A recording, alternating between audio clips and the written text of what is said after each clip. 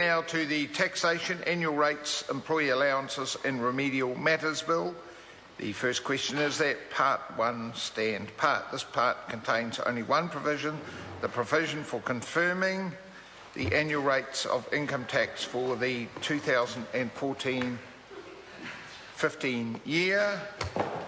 Question. Chair. Part 1 stand part. David Clark. Mr. Chair, thank you for the opportunity to speak on Part 1 of the bill, which, as you have rightly pointed out, confirms the annual rates.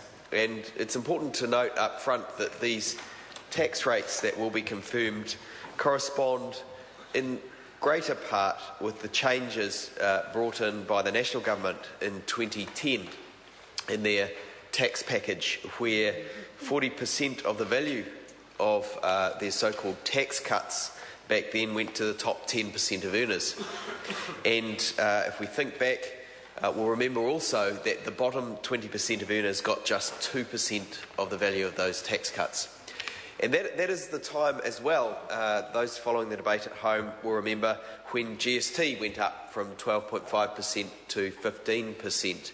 And if people can cast their mind still further back, they'll remember Mr. Key saying he wouldn't change GST at all. He made a promise. My colleague, Mr. Lee Galloway, remembers it well. And then Mr. Key came in and changed things. He said it was a dynamic environment and he was going to make the change. Well, what we saw there was that the government was very keen to lighten the tax responsibility of the wealthiest New Zealanders, those who earn the most. And we know that 75% of those with a net worth of over 100 million in New Zealand do not pay the top tax rate. We know that in New Zealand, inequalities are growing and are at their highest level ever in recorded history. Right. So we know that we're living in an unjust situation and that we can trace that back to those tax changes that were brought in by the National Government opposite on those benches in 2010. And so that's why we are here today, being asked to confirm a set of tax levels that see the wealthiest 10% growing ever richer while the rest of New Zealand struggles to keep up. We know that median wages have dropped over time in real terms, that cost of living keeps going up and that ordinary, everyday middle New Zealand is struggling. We also know that those who are at the bottom end are struggling even more than before, and that that's restricting the opportunities they have to participate. Kids going to school hungry don't learn as well as kids with a full stomach. We know that. It's not rocket science. But today, in Part 1 of this bill, we are being asked to confirm the tax rates that see that ever-widening gap between those at the very top who have that greater concentrated wealth that we know is getting greater and greater and greater by the day. There have been studies that have come out in the last 2 days confirming that that wealth is increasing, that those at the very top hold, that the 1% right at the top hold an increasing level of wealth in our society. And then there's the rest of us, the other 90% who are really struggling to get by, to make ends meet. We know we have the lowest rate of home ownership now in New Zealand in 40 years, down, slipping below 50%. We know that that's another signal of this growing gap between rich and poor.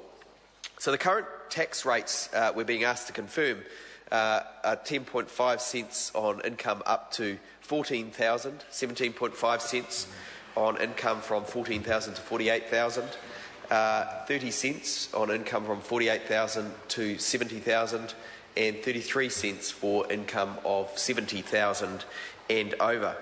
The other thing that we are not being asked to do here, interestingly, is to introduce pro-growth tax reform. So this bill has as much in it as it doesn't have in it. We learn as much about this bill from what's excluded from the confirmation as from what is included. And once again, that is about protecting the interests of the very wealthiest. We know that, in fact, almost every Western country has a capital gains tax. New Zealand is in a minority in not having a capital gains tax. And the joke used to go, it's just us, Switzerland and Turkey, and we know Switzerland's a tax haven, and does New Zealand really want to be another Turkey? Why on earth do we not have a capital gains tax? We know it's fair.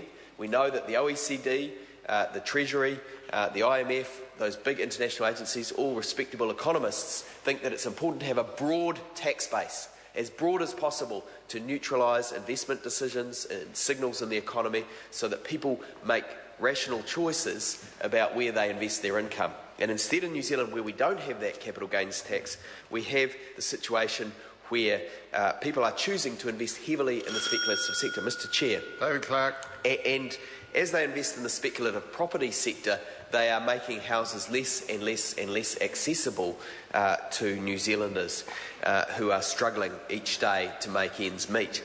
Now, the flip side of that, of course, is that our businesses are also struggling because that capital is not available to them.